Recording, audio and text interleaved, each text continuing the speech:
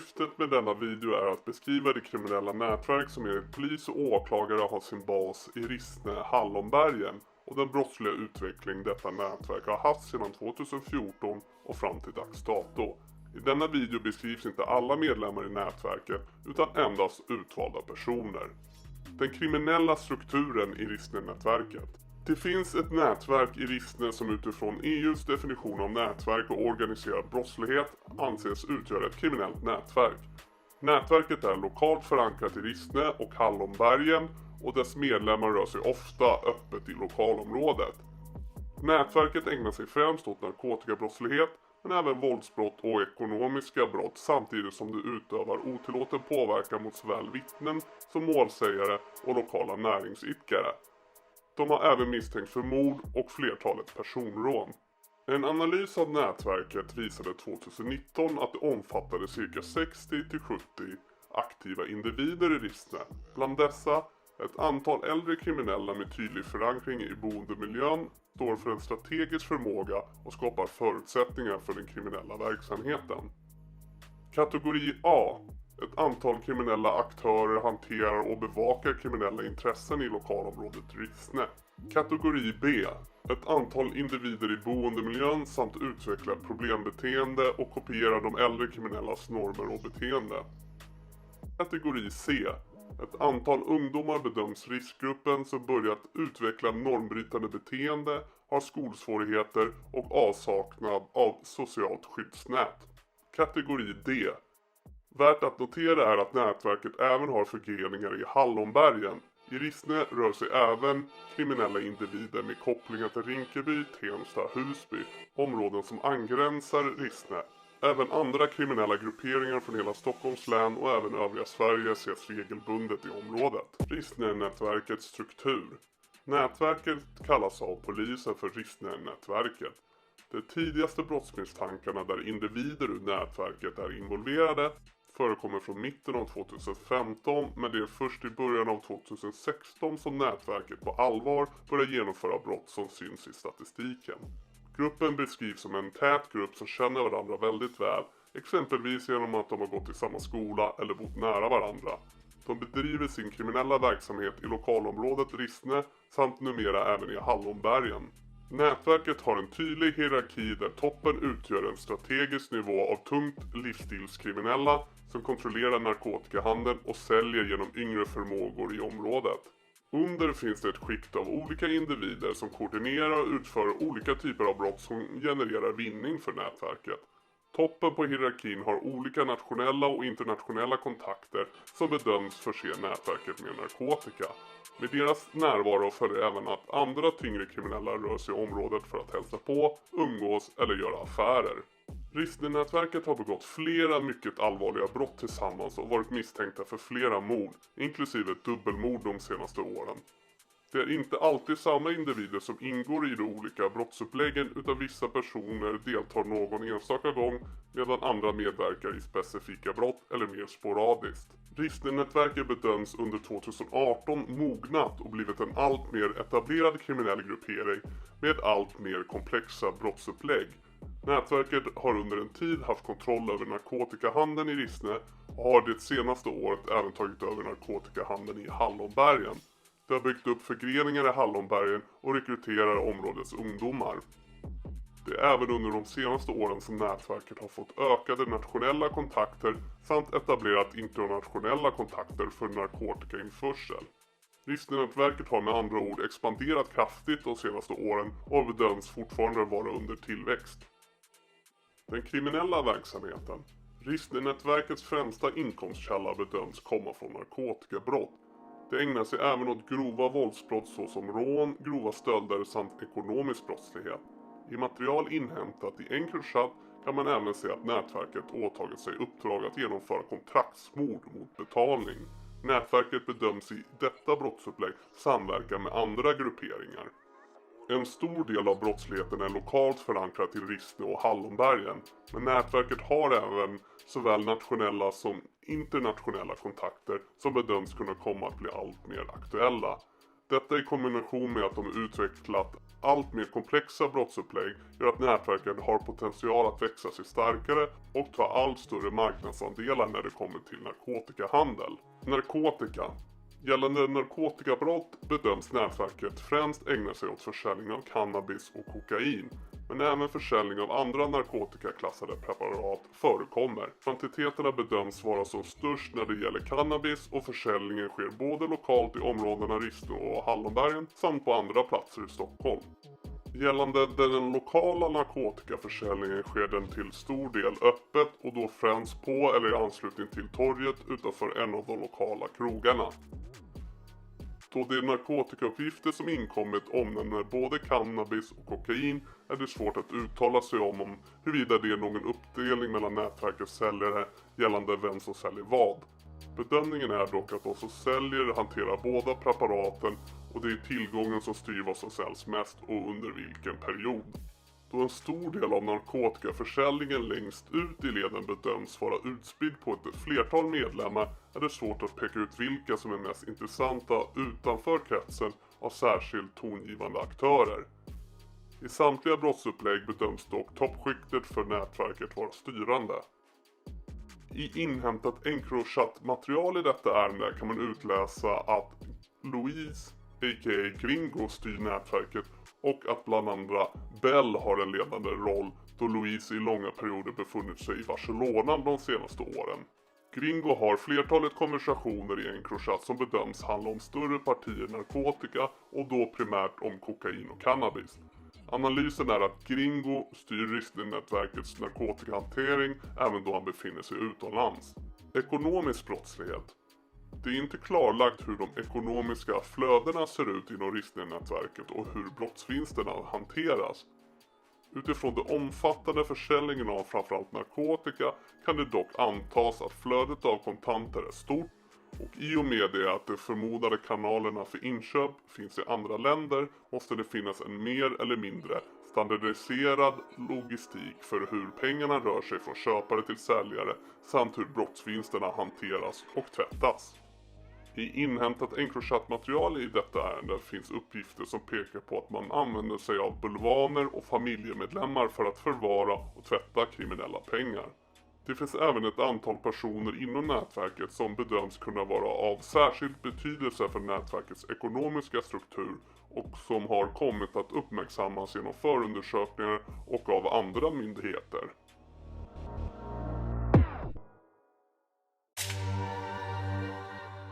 Enskilda ärenden mot tongivande aktörer har även resulterat i beslag av kontanter, vilket talar för att brottsvinsterna från nätverkets narkotikaförsäljning är omfattande och att flödet av kontanter därmed kan antas vara stort. Det som i övrigt är anmärkningsvärt är att få av de som bedöms ingå i nätverket och är myndiga har en deklarerad inkomst. Majoriteten är nolltaxerande, vilket skulle kunna indikera att de har dolda inkomster. Våldsbrott i offentlig miljö. Nätverket har stort våldskapital och drar sig inte för att använda våld vid behov. Det finns flera händelser som påvisar gruppens användning av både våld och hot som ett stöd för sin kriminella verksamhet. Under perioden 2015 fram till dags dato har det skett ett antal skjutningar i området och en skarp handgranat har påträffats i ett trapphus i Rissne. Även om tredje man inte har blivit skadad vid skjutningarna har fara för detta funnits då det har skett väldigt öppet och har haft stark inverkan på allmänheten. Enligt NFCs undersökningar av anträffade vapen i ärende siffror har såväl den kulsprutepistol med beslagsnummer siffror bokstäver siffror som den pistol siffror bokstav siffra används vid flertalet skjutningar i Rissne eller dess närmiljö. Nätverket bedöms ha pågående konflikter såväl med andra nätverk som internt. Tillgången till vapen bedöms som god. I december 2018 gjordes ett polisiärt tillslag på Valkyriavägen, Rissne och hos en vapenverkstad med omfattande verksamhet. Huvudmannen som dömdes till 4 år och 6 månaders fängelse av Svea hovrätt har en klar koppling till Louise eller Gringo som bedöms vara ledare för Rissne-nätverket. Systemhotande brottslighet. Nätverket ägnar sig åt otillåten påverkan mot såväl individer som näringsidkare i lokalområdet. Det följer ofta upp ett grundbrott med övergrepp i rättssak, hot och våldshandlingar. Otillåten påverkan sker mot såväl vittnen som målsägare, vilket försvårar möjligheten att lagföra medlemmar ur nätverket. Det har framgått av flera brottsanmälningar att målsägande uppgett sig vara rädd för att gärningspersonerna och eventuella repressalier i och med brottsanmälan. Skjutningar mot bostäder där målsägande och dess familj bor har skett i Rissne under 2020. När det gäller otillåten påverkan mot näringsidkare framgår det tydligt att nätverkets aktivitet påverkat flertalet lokala näringsidkare negativt och skapat en rädsla bland dessa att agera mot nätverket. Lokalpolis med ansvar för området har vidtagit åtgärder för att stärka dessa näringsidkares möjligheter att bedriva verksamhet i området. Brottslighetens nivå.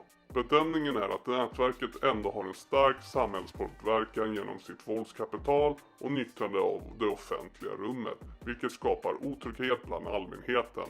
Det bedöms ännu inte besitta några strategiskt viktiga positioner i lokalsamhället, men uppges ha förmåga att rekrytera yngre personer, 12 till 16-åringar, till sin kriminella verksamhet, något som även styrks i material inhämtat i Encrochat.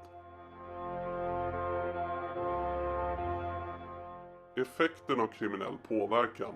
I Rissne har det under senaste året begåtts flera uppmärksammade grova brott och offentliga mord. Över tid har det skickats flera negativa signaler om utvecklingen i området som konstant har förvärrats. Polisen upplever att det blivit en starkare tystnadskultur som påverkar anmälningsbenägenheten i områdena negativt. Påverkan av grundläggande frihet och rättigheter. Stiftelsen för Tryggare Sverige genomförde under 2016 en enkätsundersökning bland de boende i Rissne. Där framkom att oron är stor för att utsättas för överfall och misshandel, även om det är få svarande som själva utsatts för fysiskt våld under de senaste 12 månaderna. Rissneborna har svarat att de är otrygga utomhus under kvällstid då de är ensamma, och det är flera som anger att de har avstått att nyttja kommunala transportmedel på grund av rädsla. Få svaranden i Rissne verkar vara rädda för inbrott eller har avstått från att besöka idrottsevenemang eller restauranger på grund av rädsla. Nedskräpning, buskörning och mopeder, skadegörelse i området och att det finns narkotikapåverkade personer utomhus var även problemområden enligt Rissneborna. Värt att notera är att undersökningen visade på att kriminaliteten haft stor inverkan hos de boende redan under 2016. Därefter har kriminaliteten och det offentliga våldet med skjutningar och mord fortsatt och till och med ökat. En utbredd tystnadskultur. I Rissne har det funnits en latent tystnadskultur under en lång tid och polisen upplever en försämring de senaste åren. Mycket på grund av det mord som har skett i området samt området Hallonbergen de senaste åren. Människor vågar inte vittna eller tala med polis på grund av rädsla för repressalier. I det fall vanliga boende i området ändå talar med polis görs detta gärna inte synligt. Ett tydligt exempel på den utbredda tystnadskulturen är ett mordförsök som skedde under hösten 2019 mitt i Rissne centrum under morgonrusningen. En man knivskars mitt i det offentliga och allmänheten ingrep inte. Någon enstaka ringde 112 och majoriteten av vittnena avvek från platsen utan att ge sig till känna. Även en minskad benägenhet att tala med polisen har noterats bland anställda vid kommunen i Rissne. Under den senaste tiden beskrivs exempelvis att 2 personer som är anställda vid kommunen och som blivit misshandlade på sina respektive arbetsplatser har valt att inte anmäla händelserna till polisen eller att de har velat ta tillbaka sina uppgifter. Istället har de brottsutsatta menat att de har velat hjälpa gärningspersonerna på sitt sätt, något som uppfattas bara sägs för att undfly eventuella repressalier. Kriminella har starkt inflytande över unga. De äldre kriminella ses som stora förebilder för de yngre som hänger i centrummiljöerna. Att de äldre influerar syns på flera sätt, till exempel genom vilka brott som begås i områdena. I det fall de äldre framgångsrikt kommit undan med brott av en viss karaktär kan man se att de yngre tar efter och försöker göra samma sak. Det är ofta drömmen om höjd status, snabb inkomst och spänning som driver de unga i händerna på kriminella. Anledningen till att ungdomarna får uppfattningen att det är häftigt samt att det finns mycket pengar att hämta genom kriminalitet är att de matas med bilder och berättelser från äldre kriminella om hur mycket de tjänar. Ett exempel är att det genom mobiltömningar har visat sig finnas flera statusbringande bilder i kriminellas telefoner som är lätta att visa upp för andra. Det är exempelvis poseringsbilder med stora buntar pengar, vapen med mera, något som även florerar på sociala medier kring nätverket. När de yngre träffar äldre kriminella med statusfyllda kläder och mycket pengar på fickan blir de av naturliga skäl starkt influerade av det, särskilt om andra förebilder med hög status i området saknas. Ytterligare ett sätt för nätverket i Rissne att rekrytera eller få yngre att gå deras ärenden är genom skrämseltaktik. Rädslan grundar sig i att de känner sig pressade eller hotade från de äldre i och med att de äldre ofta har kännedom om vilka de yngre är och var deras familjer bor. När de unga väl är inne i kriminalitet eller har börjat springa de kriminellas ärenden är det mycket svårt att sluta. Slutsatsen styrks av inhämtat Encrochat-material i detta ärende. I nämnda Encrochattar framkommer en bild av att nätverket har en hög IT-mognad, att man konstant agerar utifrån uppfattningen att man är ett högprioriterat nätverk som alltid följs av polisens spanare. Gringo detaljstyr ofta skeendet på distans utifrån bilden av att samtliga nätverkets telefoner alltid är avlyssnade och att alla bilar nätverket har är buggade, vilket även gäller för allas bostäder med mera. Gringo styr i detalj vem som ska göra vad vid olika brottsupplägg. En återkommande del i detta upplägg är att yngre personer ska utföra olika kriminella sysslor.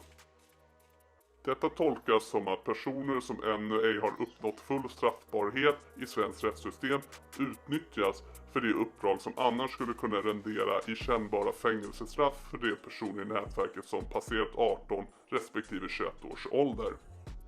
Områdets utveckling. I området finns en utbredd och öppen narkotikahandel samt en offentlig grov våldsbenägenhet som måste tas på allvar eftersom den är ett av de främsta skälen till otrygghet och brottslighet.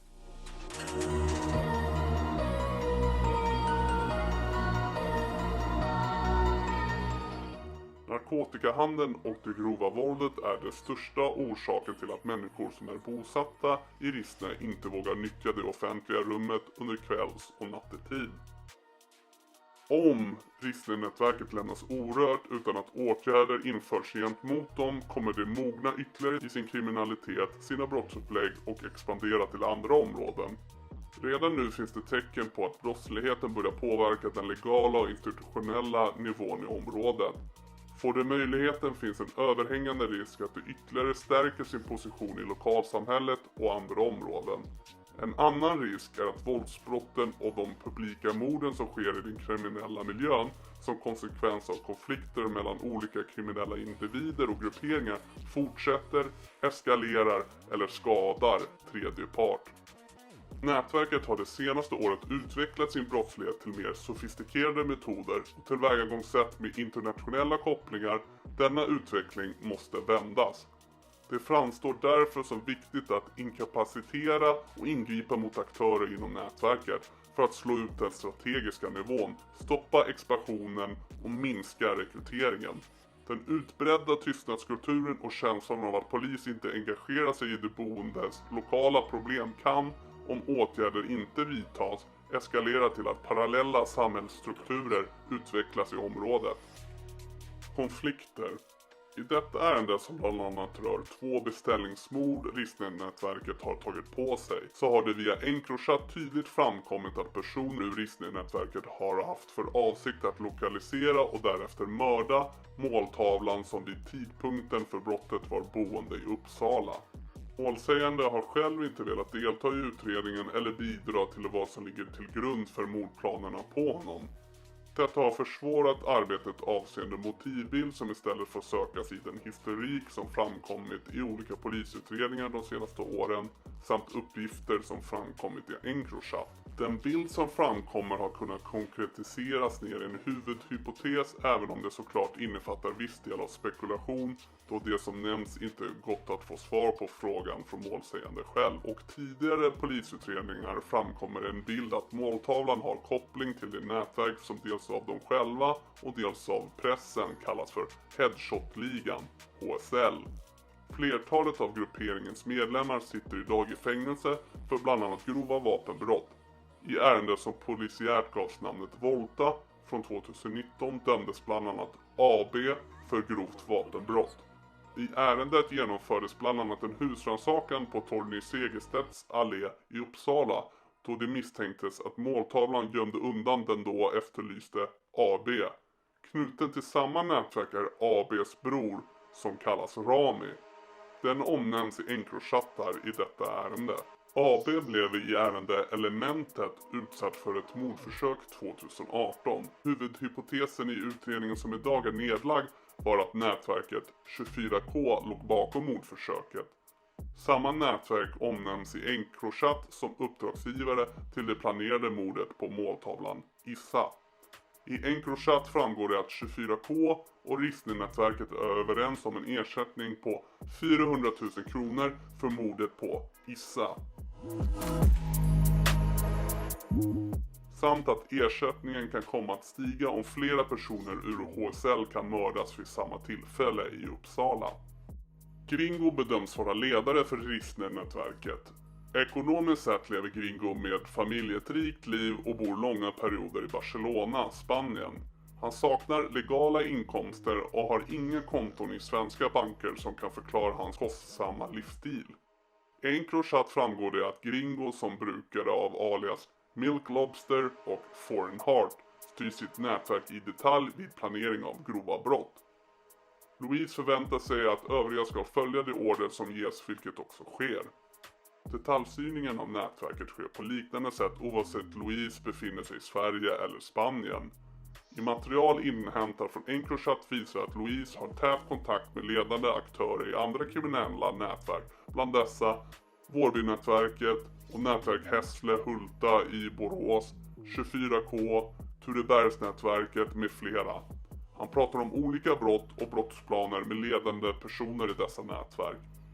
Det framkommer i Encrochat att Rissne-nätverket har konflikter med andra kriminellt belastade personer och att nätverket åtar sig uppdrag att mot betalning mörda personer på uppdrag av andra nätverk.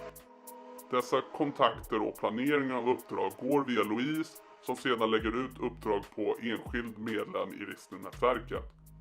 Louise som är född 1987 är dömd till fängelse vid 4 tillfällen, varav hans senaste fängelsedom var från 2016. Innan detta fall Bell, alias Timid Revolver, bedöms ha en stark ställning i nätverket och kan beskrivas som Louise högra hand. Genom inhämtat material i Encrochat framkommer det att Bell trots sin ungdom har lång erfarenhet av grova våldsbrott som vida överskriver det som avspeglas i hans belastningsregister. Vid planering av ett mord i Borås uppger han själv för uppdragsgivaren att han kan sitt jobb och att han har 5 års erfarenhet av att utföra denna typ av uppdrag. I denna utredning har det framkommit att han, liksom flera andra i nätverkets övre skikt, besökt ledaren Louise i dennes hem i Barcelona. Bell, likt många andra i Rissne-nätverket, saknar legal inkomst. I Encrochat kan man se en tydlig röd tråd att Louise har förtroende för Bell och att han i dennes frånvaro har en styrande roll. Bell som är född 1999 är dömd för 23 brott, varav ett kortare fängelsestraff. Hans första dom är från 2015 då han endast var 15 år gammal.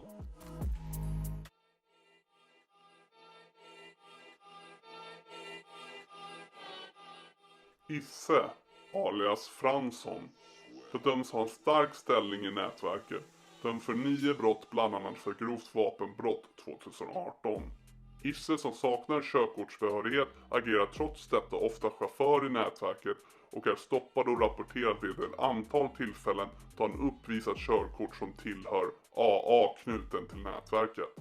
Isse har även överfört pengar till Louise vid ett antal tillfällen samt besökt henne i Barcelona. Den lägenhet där Gringo greps i detta ärende var vid tidpunkten bulvanhyrd i AAs namn. Utredningen kring detta visar att Isse vid aktuell tidpunkt rest till Barcelona med AAs pass medan denne själv befann sig i Sverige. Isse debuterade tidigt i kriminalitet och förekom redan som 15-åring i utredningar misstänkt för tillgreppsbrott, grov olovlig körning och bruk av narkotika. MT alias Winterbrandy ingår i Rissne-nätverket där han bedöms ha en stark ställning med stort förtroende hos ledaren Gringo. MT har enligt vad som framkommit i utredningen besökt ledaren Luis i dennes hem i Barcelona i vart fall vid ett par tillfällen. Han förekommer i belastningsregistret med 11 brott som i samtliga fall är ringa brott. MT har stoppats flertalet gånger i olika fordon tillsammans med andra personer ur nätverket. Ilmon ingår i Rissne-nätverket och bedöms där ha oklar ställning, stoppad och kontrollerad flertalet gånger tillsammans med andra medlemmar i nätverkets övre skikt. Han är skriven i Vällingby sedan 2016, dit han flyttade från Akalla, men vistas till stora delar i Rissne. Bedöms ha en lägre ställning i nätverket än övriga i detta åtal. Misstänks hantera, sälja och förvara narkotika åt Rissne-nätverket. Rissne-nätverkets struktur. Nätverket är likt de flesta kriminella nätverk och är hierarkiskt uppbyggt med en tydlig ledare, i detta fall Luis a.k.a. Gringo. Under Luis finns en struktur av personer som bedöms ha en styrande roll i olika brottsupplägg samt ha en mer framträdande roll under de perioder Luis befunnit sig utomlands. I telefonen tagna i beslag av de misstänkta i detta ärende finns bilder som anspeglar på våldskapital, att man är ett nätverk som vill framstå som farliga och beväpnade. Som tidigare benämns i denna video bedöms Rissne-nätverket omfatta en större mängd individer. Bilden avser beskriva den hierarkiska strukturen i nätverket med utgångspunkt för de personerna som omfattades av åtalet som avsåg förberedelse till mord och 2 beställningsmord som Rissne-nätverket tog på sig. Sett till hela nätverkets struktur finns det en rad individer i den så kallade nivå 3 som inte omfattas av denna video. Under 2021 så dömdes Luis a.k.a. Gringo 34 år till 8,5 års fängelse för 2 fall av förberedelse till mord, 2 beställningsmord som skulle utföras i Uppsala och Borås då. Han dömdes veckan innan i Södertörns tingsrätt för inblandning i brott i det stora målet mot Vårbynätverket. Han dömdes där till 2,5 års fängelse för försök till grov utpressning och förberedelse till allmänfarlig ödeläggelse mot rapartisten Nils Einar Grönberg under våren 2020. Bell dömdes till 7,5 års fängelse för 2 fall av förberedelse till mord, grovt vapenbrott och medhjälp till grovt vapenbrott. Isse dömdes till 6 års och 6 månaders fängelse, även han för 2 fall av förberedelse till mord och medhjälp till grovt vapenbrott.